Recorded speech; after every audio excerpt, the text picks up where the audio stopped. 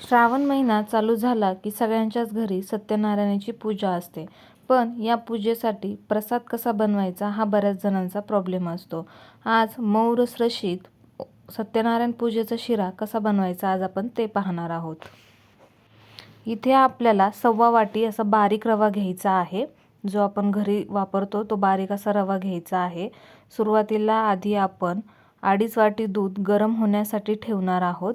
इथे तुम्ही 1/2 वाटी दूध आणि 1/2 वाटी पाणी देखील घेऊ शकतात. दिवसभर आपला शिरा मऊ राहण्यासाठी इथे मी अजून अर्धा वाटी पाणी घेतलेलं आहे. त्यामुळे आपला शिरा एकदम मऊ शिजला जातो आणि दिवसभर मऊ राहतो. त्यानंतर साईडला कढई गरम होण्यासाठी ठेवली आहे. कोणत्याही वाटीचं आपल्याला प्रमाण घ्यायचं आहे आणि त्यानुसार यामध्ये 1/2 वाटी तूप आपल्याला टाकून घ्यायचं आहे. तूप आपण थोडंसं गरम होऊन देणार आहोत. त्यानंतर या कढईमध्ये आपल्याला 1/2 वाटी रवा टाकून घ्यायचा आहे. शिरा जर जास्त प्रमाणात असेल तर तुम्ही मोठी वाटी घेऊ शकता. त्यानुसारच आपल्याला सर्व प्रमाण घ्यायचे आहेत. साईडला दूध आणि पाणी देखील मी गरम होण्यासाठी ठेवलेलं आहे. आता 3 ते 4 मिनटं कमी गॅसवर आपण हा रवा भाजून घेणार आहोत. 3 ते 4 मिनटं हा रवा मी भाजून घेतलेला आहे. त्यानंतर इथे आपण बदामाचे बारीक काप करून घेतलेले आहे. ते आपण या गरम रव्यामध्येच टाकून घेणार आहोत. एखादा मिनिट आपल्याला रवा भाजून घ्यायचा आहे आणि त्यानंतर इथे मी एक मीडियम साईजचं केळं असं बारीक तुकडे करून टाकून घेतलेलं आहे.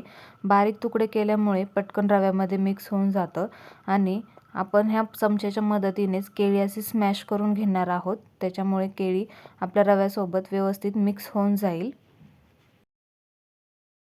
अजून 3 ते 4 मिनटं हा रवा मी भाजून घेतलेला आहे. सतत याला हलवत कमी गॅसवर आपल्याला हा रवा चांगला लालसर रंग होईपर्यंत भाजून घ्यायचा आहे. त्यानंतर गॅस एकदम कमी करून किंवा बंद करून यामध्ये आपण दूध जे उकळून घेतलेलं होतं ते टाकून घ्यायचं आहे. एकदम सावकाश आपल्याला हे टाकून घ्यायचं आहे कारण रवा देखील गरम आहे आणि दूध देखील उकळलेलं आहे तर हे अंगावर उडू शकतं.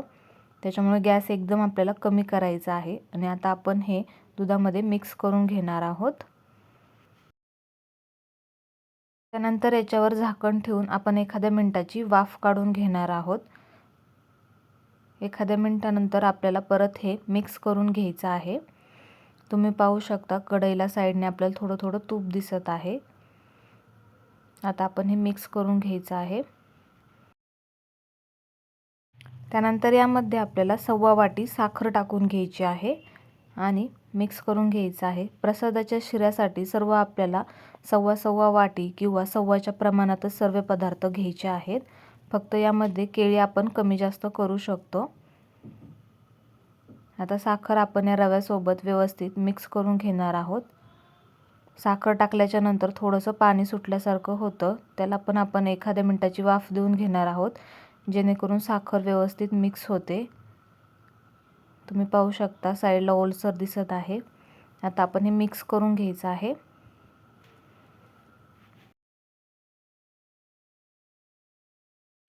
तुळशीची पाने टाकल्याशिवाय आपला सत्यनारायण पूजेचा प्रसाद पूर्ण होत नाही. यामध्ये 4 ते 5 मी तुळशीची पाने टाकून घेतलेली आहे आणि मिक्स करून घेत आहे.